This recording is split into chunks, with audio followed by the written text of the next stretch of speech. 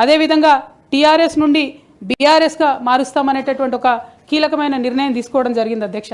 ఆనాడు కూడా ఆ మీటింగ్ నేను అటెండ్ అవ్వలేదు అధ్యక్ష. నేను ఒప్పుకోలేదు, ఈ పేరు మార్పుకు ఒప్పుకోలేదు, నేషనల్ పాలిటిక్స్లోకి వెళ్ళడం కూడా నేను ఒప్పుకోలేదు అధ్యక్ష. అంటే ఒక మాట అధ్యక్ష, ఇట్లాంటి హౌస్లో చెప్పొచ్చో లేదో కానీ తెలంగాణలో ఏం పీక్ కట్టలు కట్టినామని నేషనల్కి పోయి చేస్తాం అధ్యక్ష. మనం ఎన్ని పనులు మిగిలినాయి అధ్యక్ష తెలంగాణలో చేయాల్సినాయి? 2 పెద్ద రివర్స్లో, ఒక పక్క గోదావరి, ఇంకో పక్క కృష్ణ, 1,89,000 కోట్లు ఖర్చు పెట్టినాం అధ్యక్ష. కొత్తగా ఇచ్చిన ఆయకట్టు ఎంత అంటే 14 లక్షల ఎకరాలు అధ్యక్ష. 1,89,000 కోట్లు అంటే ఎంత అధ్యక్ష? 1,00,000 కోట్లు ఖర్చు పెడితే 20 లక్షల మంది పేద ప్రజలకు ఇంటికి 5 లక్షలు వేసుకున్నా 20 లక్షల మందికి పేద ప్రజలకు ఇల్లు ఇవ్వచ్చు అధ్యక్ష మనం. కానీ 1,89,000 ఖర్చు పెడితే అధ్యక్ష జరిగింది ఎవరికి, ఒరిగింది ఎవరికి అంటే ఒక వ్యక్తి 1989లో కంపెనీ పెట్టుకున్న ఆయన మన తెలంగాణ వచ్చిన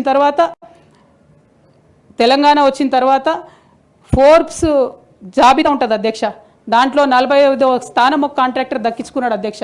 అంతకుమించి జరిగింది ఎవరికి ఏం లేదు అధ్యక్ష. ఇండ్లు లేని పేద ప్రజలకు ఇండ్లు రాలే అధ్యక్ష. కానీ ఆ కంపెనీకి మాత్రం 1,02,666 కోట్ల విలువైన ప్రాజెక్టులు ఒకటే కంపెనీకి పోయింది అధ్యక్ష.